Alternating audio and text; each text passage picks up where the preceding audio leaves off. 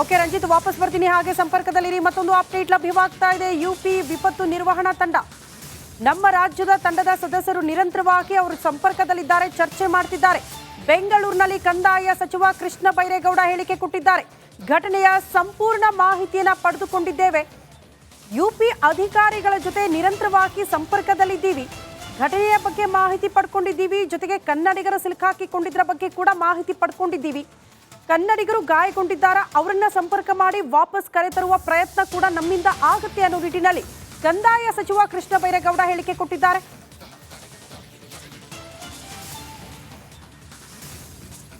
ಸಹಜವಾಗಿ ಕೆಲವರು ಕನ್ನಡಿಗರು ಕೂಡ ಅಲ್ಲಿದ್ದಾರೆ. ರಾಜ್ಯದಿಂದ ಸಾಕಷ್ಟು ಜನ ಈ ಮಹಾಕುಂಭ ಮೇಳದಲ್ಲಿ, ಅದು ಕೂಡ ಇವತ್ತು ಮೌನಿ ಅಮಾವಾಸ್ಯೆ ದಿನ ಪುಣ್ಯ ಸ್ನಾನ ಮಾಡಬೇಕು ಅಂತ ಸಹಸ್ರಾರು ಸಂಖ್ಯೆಯಲ್ಲಿ ಅಲ್ಲಿಗೆ ಜನ ಹೋಗಿದ್ರು. ಆದ್ರೆ ಅಲ್ಲಿ ಏನ್ ಕಾಲ್ ತುಳಿತ ಉಂಟಾಗಿದೆಯಲ್ಲ, ಅಲ್ಲಿ ಕನ್ನಡಿಗರು ಸಿಲುಕಾಕಿಕೊಂಡಿದ್ದಾರಾ, ಅದ್ರ ಬಗ್ಗೆ ಆತಂಕ ಆಯಿತು. ಬೆಳಗಾವಿಯ 4 ಕೂಡ ಅಲ್ಲಿದ್ದಾರೆ, ಅವರು ಗಂಭೀರವಾಗಿ ಗಾಯಗೊಂಡಿದ್ದಾರೆ ಅನ್ನೋದ್ರ ಬಗ್ಗೆ ಮಾಹಿತಿ ಇತ್ತು.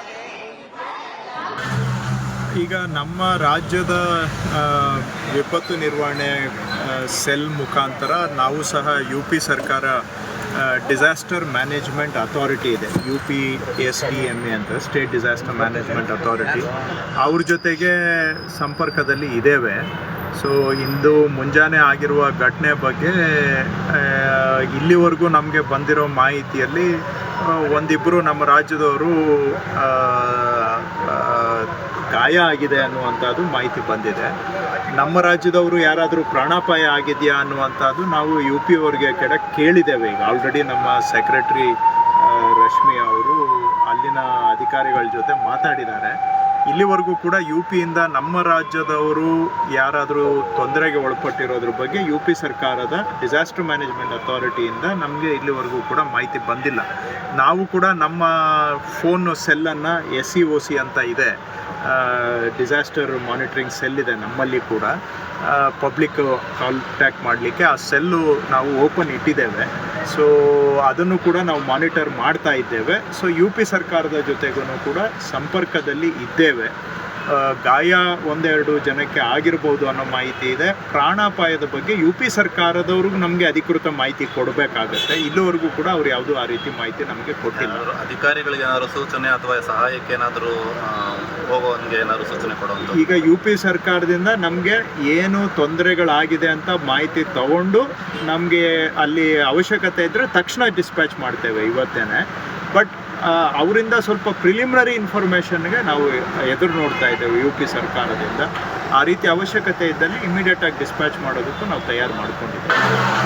ಈಗ ನಮ್ಮ ರಾಜ್ಯದ ವಿಪತ್ತು ನಿರ್ವಹಣೆ ಸೆಲ್ ಸಚಿವ ಕೃಷ್ಣ ಬೈರೇಗೌಡ ಅವರು ಹೇಳೋ ಪ್ರಕಾರ ಇಬ್ಬರು ಅಲ್ಲಿ ಗಾಯಗೊಂಡಿದ್ದಾರೆ ಅನ್ನೋದ್ರ ಬಗ್ಗೆ ನಮಗೆ ಮಾಹಿತಿ ಇದೆ. ಆದರೆ ಎಕ್ಸಾಕ್ಟ್ಲಿ ಮಾಹಿತಿ ಸಿಗಬೇಕಾಗಿರೋದು UP ಗೌರ್ಮೆಂಟಿಂದ, ಉತ್ತರ ಪ್ರದೇಶದ ಸರ್ಕಾರದಿಂದಲೇ ಆ ಕುರಿತು ನಮಗೆ ಅಧಿಕೃತ ಮಾಹಿತಿ ಸಿಗಬೇಕು. ಆದರೆ ನಮ್ಮ ಕರ್ನಾಟಕದ ಜನ ಏನಾದರೂ ಸಮಸ್ಯೆ ಫೇಸ್ ಮಾಡ್ತಾ ಇದ್ರೆ, ಗಾಯಗೊಂಡಿದ್ರೆ ಅವ್ರನ್ನು ಸಂಪರ್ಕ ಮಾಡೋದಕ್ಕೆ ನಮ್ಮಲ್ಲೂ ಕೂಡ ಒಂದು ಸಹಾಯವಾಣಿ ಇದೆ, ಅದಕ್ಕೆ ನೀವು ಕರೆ ಮಾಡಬಹುದು ಅನ್ನುವಂತಹ ವಿಚಾರವನ್ನ ಸಚಿವ ಕೃಷ್ಣ ಬೈರೇಗೌಡ ಅವರು ಹೇಳ್ತಾ ಇದ್ರು. ಒಟ್ಟಿನಲ್ಲಿ ಅಧಿಕಾರಿಗಳ ತಂಡ ಅಲ್ಲಿಗೆ ಹೋಗಿ ಕನ್ನಡಿಗರಿದ್ರೆ ಅವ್ರನ್ನ ಸಂಪರ್ಕ ಮಾಡಿ ವಾಪಸ್ ಕರೆ ತರುವ ಪ್ರಯತ್ನಗಳು ಕೂಡ ಆಗುತ್ತೆ ಅನ್ನುವಂತಹ ವಿಚಾರವನ್ನ ಸ್ಪಷ್ಟಪಡಿಸಿದ್ದಾರೆ.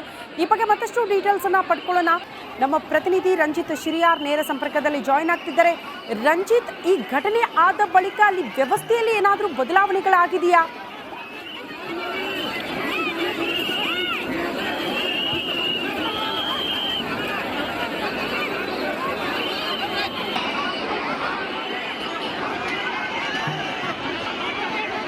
ರಂಜಿತ್, ನನ್ನ ಧ್ವನಿ ಕೇಳಿಸ್ತಾ ಇದ್ರೆ? ಖಂಡಿತವಾಗ್ಲೂ ಕೂಡ ನೋಡಿ, ಕನ್ನಡಿಗರು, ನೀವು ಹೇಳ್ದಂಗೆ ಕನ್ನಡಿಗರು ಯಾರ್ಯಾರು ಇಲ್ಲಿ ಆಪತ್ತಿಗೆ ಸಿಲುಕಿಕೊಂಡಿದ್ದಾರೆ ಅನ್ನುವ ಮಾಹಿತಿಯನ್ನ ನಮ್ಮ ರಾಜ್ಯ ಸರ್ಕಾರ, ಮಾನ್ಯ ಮುಖ್ಯಮಂತ್ರಿಗಳು ಸಿದ್ದರಾಮಯ್ಯ ಪಡೆದುಕೊಳ್ತಾ ಇದ್ದಾರೆ.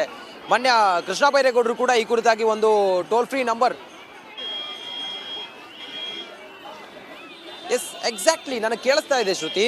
ನೋಡಿ, ಯಾರು ಇಲ್ಲಿ ಸಂಕಷ್ಟಕ್ಕೆ ಸಿಲುಕಿದ್ದಾರೆ ಅಂಥವರ ಮಾಹಿತಿಯನ್ನು ಈಗ ರಾಜ್ಯ ಸರ್ಕಾರ ತೆಗೆದುಕೊಳ್ತಾ ಇದೆ.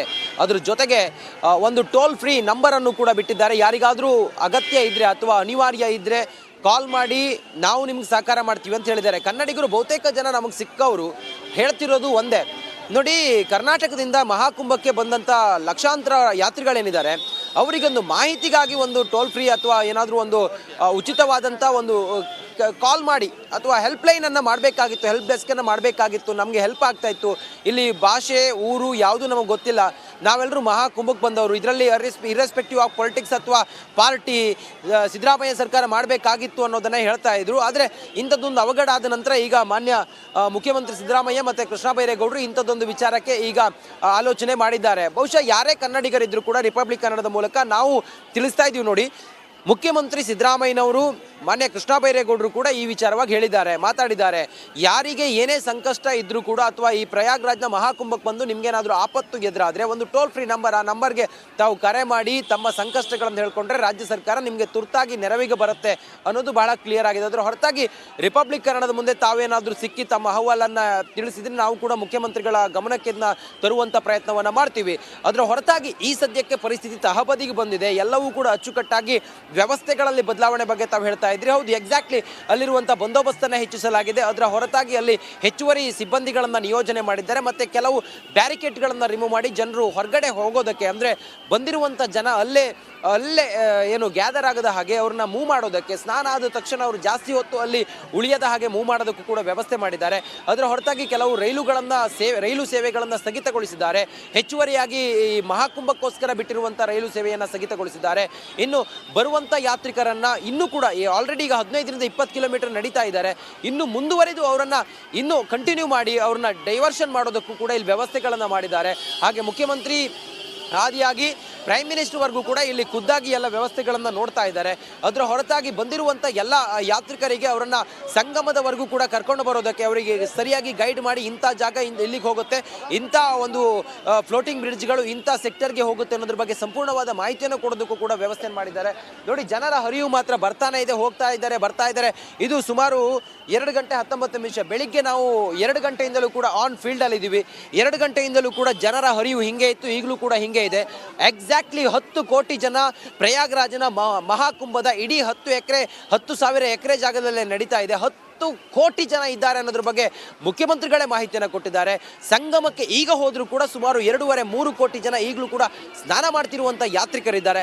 ಇದನ್ನೆಲ್ಲ ಗಮನಿಸಿದಾಗ ಎಂಥದ್ದೇ ಭಯ ಇದ್ರೂ ಕೂಡ, ಎಂಥದ್ದೇ ಆತಂಕ ಇದ್ರೂ ಕೂಡ 144 ವರ್ಷದ ನಂತರ ಬರುವಂಥ ಈ ಮಹಾಕುಂಭದಲ್ಲಿ ಜನ ಭಾಗಿಯಾಗಲೇಬೇಕು, ಪುಣ್ಯ ಸ್ನಾನ ಮಾಡಲೇಬೇಕು ಅಂತೇಳಿ ಕೋಟ್ಯಾಂತರ ಸಂಖ್ಯೆಯ ಜನ ಅಂದ್ಕೊಂಡವರು ಬರ್ತಾ ಇದ್ದಾರೆ. ಮೌನಿ ಸ್ನಾನ ಅವರಿಗೆಲ್ಲರಿಗೂ ಕೂಡ ವಿಶೇಷವಾಗಿರೋದ್ರಿಂದಾಗಿ ಮೌನಿ ಸ್ನಾನದ ದಿನ ತಾವು ತಮ್ಮ ಮೋಕ್ಷಕ್ಕಾಗಿ ಅಥವಾ ತಮ್ಮ ಪೂರ್ವಜರ ಮೋಕ್ಷಕ್ಕಾಗಿ ಸ್ನಾನ ಮಾಡಲೇಬೇಕು ಅಂತೇಳಿ ಬಂದಿರುವಂಥ ಜನ ಡುಮ್ಕಿ ಸ್ನಾನ ಮಾಡಿ ಆ ಮೂಲಕ ತಮ್ಮ ಅಖಾಡಗಳಿಗೆ. ಇನ್ನೊಂದು ವಿಚಾರ ಅಂತ ಹೇಳಿದ್ರೆ, ಈಗ ಇರುವಂಥ 14 ಅಖಾಡಗಳಲ್ಲಿ ಜುನ್ನಾ ಅಖಾಡ, ನಿರಂಜನಿ ಅಖಾಡ, ಮತ್ತೊಂದು ಆ ಅಖಾಡಗಳಲ್ಲಿ ಯಾರಿಗೂ ಕೂಡ ಎಂಟ್ರಿ ಇಲ್ಲ, ಪಾಸ್ ಇದ್ರೆ ಮಾತ್ರ ಎಂಟ್ರಿ. ಅದರ ಹೊರತಾಗಿಯೂ ಕೂಡ ಎಲ್ಲ ರೀತಿಯಲ್ಲೂ ಕೂಡ ವ್ಯವಸ್ಥೆಯನ್ನು ಯೋಗಿ ಸರ್ಕಾರ ಮಾಡಿದೆ. ಕ್ಷಣದ ಅಪ್ಡೇಟನ್ನು ಪಡ್ಕೊಳ್ತಾ ಇದೆ. ಸದ್ಯಕ್ಕೆ ಇದು ಮುಂದುವರಿದು ಜನ ಏನು ಹೇಳ್ತಾರೆ ಅನ್ನೋದನ್ನು ನಾವು ತೋರಿಸಿದ್ದೀವಿ. ಯಾರು ಕೂಡ ಭಯ ಪಡೋದು ಬೇಡ, ಆರಾಮಾಗಿ ಬರ್ಬೋದು, ಜಾಗ್ರತೆಯಿಂದ ಇರಿ. ನುಗ್ಗಲು ಇರೋದಕ್ಕೆ ಕಾರಣ ಅದು ನೋಡಿ, ಮೌನಿ ಅಮಾವಾಸ್ಯೆ, ಅದು ಪಾವಿತ್ರ್ಯವಾದಂಥ ಅಮಾವಾಸ್ಯೆ ಅನ್ನೋ ಕಾರಣಕ್ಕೋಸ್ಕರ ಜನ ಒಂದೇ ಸಮಯಕ್ಕೆ ಬಂದಿದ್ದು. ಅದರ ಹೊರತಾಗಿ ಓಕೆ ರಂಜಿತ್, ವಾಪಸ್ ಬರ್ತೀನಿ. ಹಾಗೆ ಸಂಪರ್ಕದಲ್ಲಿರಿ. ಮತ್ತೊಂದು ಅಪ್ಡೇಟ್ ಲಭ್ಯವಾಗ್ತಾ ಇದೆ. ಯುಪಿ ವಿಪತ್ತು ನಿರ್ವಹಣಾ ತಂಡ, ನಮ್ಮ ರಾಜ್ಯದ ತಂಡದ ಸದಸ್ಯರು ನಿರಂತರವಾಗಿ ಅವರು ಸಂಪರ್ಕದಲ್ಲಿದ್ದಾರೆ, ಚರ್ಚೆ ಮಾಡ್ತಿದ್ದಾರೆ. ಬೆಂಗಳೂರಿನಲ್ಲಿ ಕಂದಾಯ ಸಚಿವ ಕೃಷ್ಣ ಬೈರೇಗೌಡ ಹೇಳಿಕೆ ಕೊಟ್ಟಿದ್ದಾರೆ. ಘಟನೆಯ ಸಂಪೂರ್ಣ ಮಾಹಿತಿಯನ್ನು ಪಡೆದುಕೊಂಡಿದ್ದೇವೆ. ಯುಪಿ ಅಧಿಕಾರಿಗಳ ಜೊತೆ ನಿರಂತರವಾಗಿ ಸಂಪರ್ಕದಲ್ಲಿದ್ದೀವಿ. ಘಟನೆಯ ಬಗ್ಗೆ ಮಾಹಿತಿ ಪಡ್ಕೊಂಡಿದ್ದೀವಿ. ಜೊತೆಗೆ ಕನ್ನಡಿಗರು ಸಿಲುಕಾಕಿಕೊಂಡಿದ್ದರ ಬಗ್ಗೆ ಕೂಡ ಮಾಹಿತಿ ಪಡ್ಕೊಂಡಿದ್ದೀವಿ. ಕನ್ನಡಿಗರು ಗಾಯಗೊಂಡಿದ್ದಾರಾ, ಅವರನ್ನ ಸಂಪರ್ಕ ಮಾಡಿ ವಾಪಸ್ ಕರೆತರುವ ಪ್ರಯತ್ನ ಕೂಡ ನಮ್ಮಿಂದ ಆಗುತ್ತೆ ಅನ್ನೋ ನಿಟ್ಟಿನಲ್ಲಿ ಕಂದಾಯ ಸಚಿವ ಕೃಷ್ಣ ಬೈರೇಗೌಡ ಹೇಳಿಕೆ ಕೊಟ್ಟಿದ್ದಾರೆ.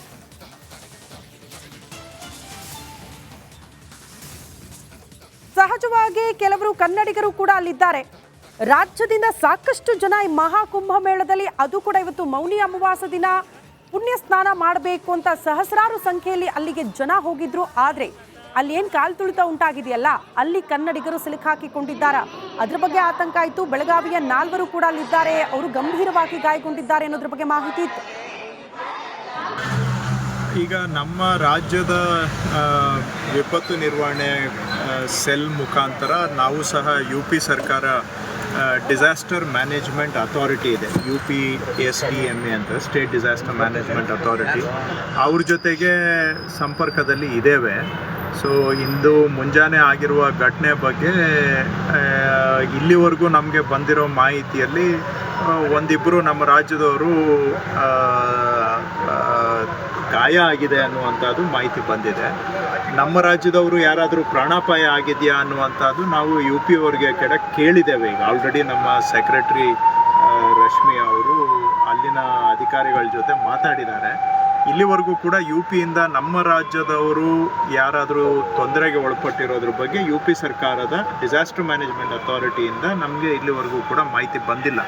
ನಾವು ಕೂಡ ನಮ್ಮ ಫೋನ್ ಸೆಲ್ಲನ್ನು SEOC ಅಂತ ಇದೆ, ಡಿಸಾಸ್ಟರ್ ಮಾನಿಟರಿಂಗ್ ಸೆಲ್ ಇದೆ ನಮ್ಮಲ್ಲಿ ಕೂಡ, ಪಬ್ಲಿಕ್ ಕಾಂಟ್ಯಾಕ್ಟ್ ಮಾಡಲಿಕ್ಕೆ ಆ ಸೆಲ್ಲು ನಾವು ಓಪನ್ ಇಟ್ಟಿದ್ದೇವೆ. ಸೊ ಅದನ್ನು ಕೂಡ ನಾವು ಮಾನಿಟರ್ ಮಾಡ್ತಾ ಇದ್ದೇವೆ. ಸೊ ಯು ಪಿ ಸರ್ಕಾರದ ಜೊತೆಗೂ ಕೂಡ ಸಂಪರ್ಕದಲ್ಲಿ ಇದ್ದೇವೆ. ಗಾಯ ಒಂದೆರಡು ಜನಕ್ಕೆ ಆಗಿರ್ಬೋದು ಅನ್ನೋ ಮಾಹಿತಿ ಇದೆ. ಪ್ರಾಣಾಪಾಯದ ಬಗ್ಗೆ